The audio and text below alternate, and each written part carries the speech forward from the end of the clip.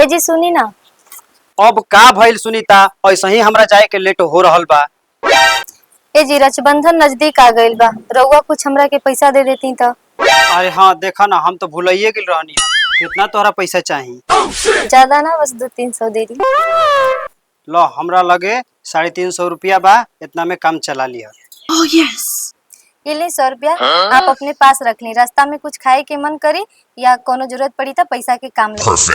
अरे हमरा पैसा का काम बा ना, हम बीड़ी पीला ना हम खैनी खाइला। ला इहो रखला, तोरा काम करी। ये ले रखी, हम कहले ना कि ले रखी। अच्छा चलो ठीक बा। ए जी एगो और बात कही, आपके बटुआ फट गइल बा, ए बेरा हफ्ता के पैसा मिली तो आप नया बटुआ ले ले। अच्छा हम जात नहीं, दरवाजा बंद कर ला। ठीक बा, बाय बाय। Thank you.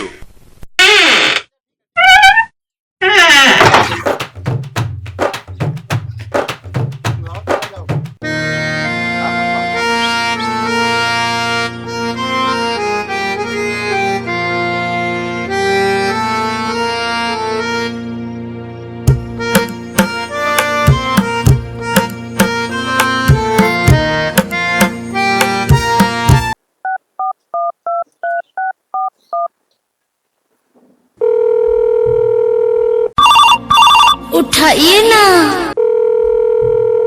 तुआर पर मार घास लागल बा, दुगलो आई जाओ जे घूमता।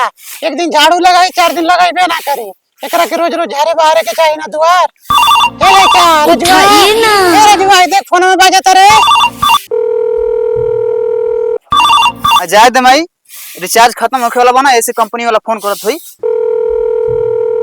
रे फिर बाजत रे दुगलवा। उठाइए देख ले, तो ही उठा ले, देखू क्या। उठाइए ना, उठाइए। हेलो हेलो, लगा तो फोन में कट गइल करे लइका। Hello hello. हाँ माई गोड़ लगता नहीं। खुश रह बहनी, खुश रह। भगवान खूब जीव जांगर देश भगवान बनैले रहे। बहनी पहुना कहाँ बड़ा रे? ठीक बड़ा ना?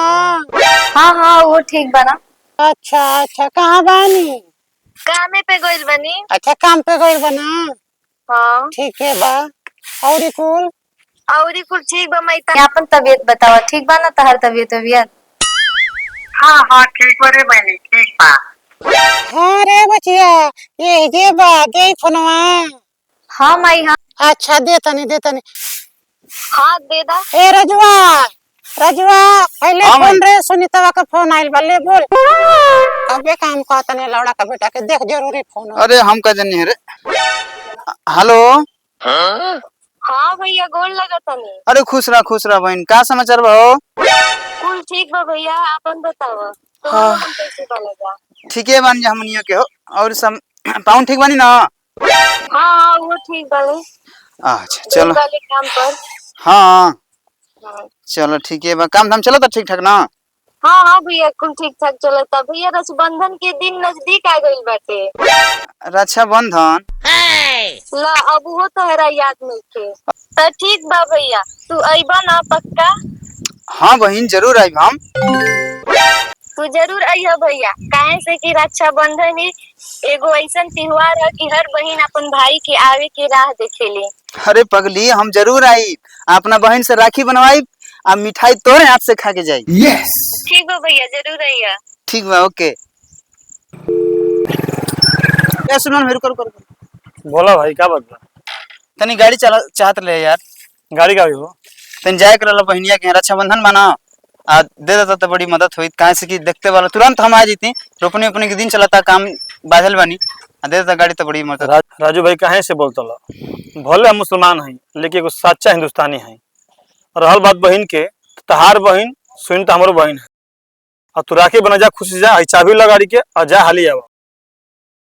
अच्छा सुलेमान भाई कितना तेल लगी एकरा में? अरे यार तेल के बात क्या करे बड़ा, तेल इधर लगेगा 2-300 तेल लगी, लेकिन पहले तहार बहन हमार बहन, गाड़ी में तेल फुल बा। तू जा और जाके आज ही तेल खत्म ना हो। ठीक बा, इतना एहसान कर दला, अपन गाड़ी दे दला, बहुत बहुत धन्यवाद। अरे ला यार, सकराया जी है कल। ठीक बा ओके भाई।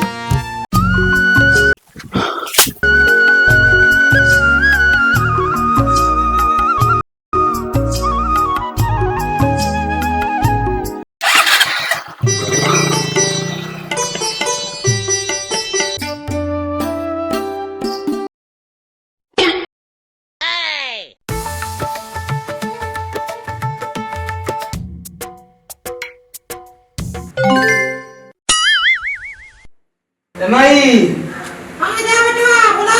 जाते नहीं हम। जा जा ठीक है, रास्ता में ध्यान से जाइए गाड़ी चला के। ठीक बा।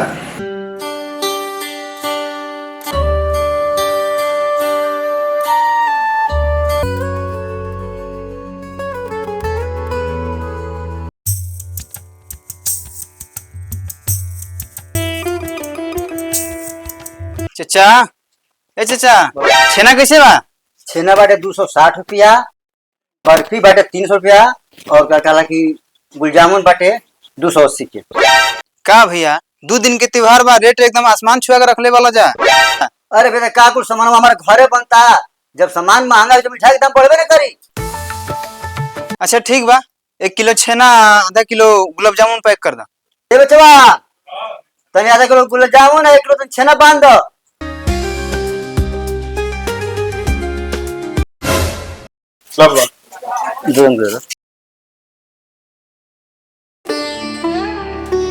कितना पैसा भाई? 400। बचवा 400 भाई। 400।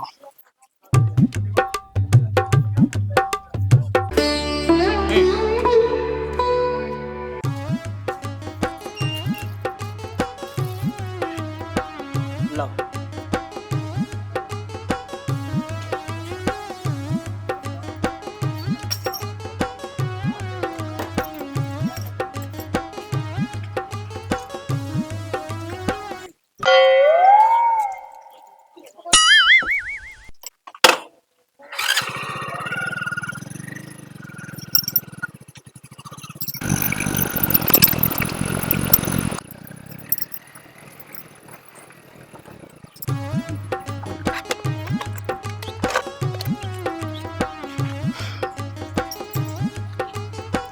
सुनीता, ए सुनीता, कहाँ भैया? कहाँ भैया?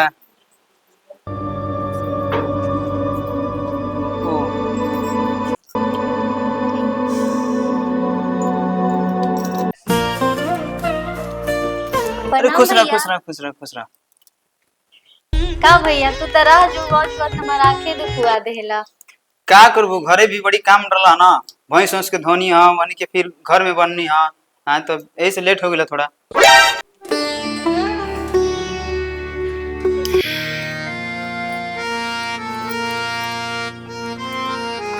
का भैया तू बहुत लेट कर देला, सब लोग अपन भाई की राखी बांध देला।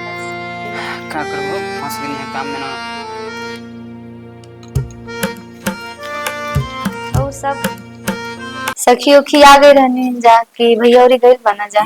सब आगे रहा। अब हमारे में लेट हो गया की लगनिया।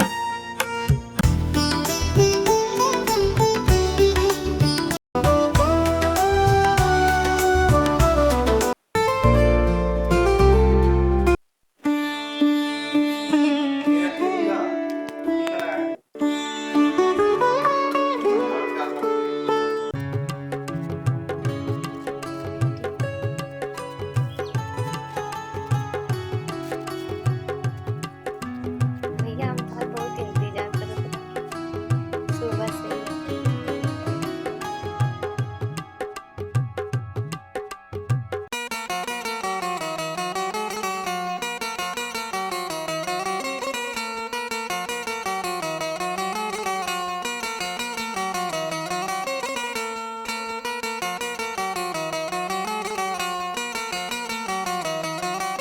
का भैया पानी से ऊपर काम करका दूंगा। रख ल बहन, अभी कुछ हमरो मजबूरी बा, कहीं से घरे बैठल बनी, नौकरी भी छूटल बाटे। अगला बार तोहरा के बढ़िया नेक देव। कोनो बात ना भैया, हम बहुत खुश बानी। हमरा के कोनो नहीं रोकना चाहिए। हमनी का भाई बहन के प्यार ऐसे ही बनल रहे, ऐसे बढ़ कौन बात हो सकेला। हम बहुत सौभाग्यशाली बानी कि हमरा के तोहरा जैसन भाई मिलल, ऐसे कौन बड़ बात हो सकेला। ओके भैया।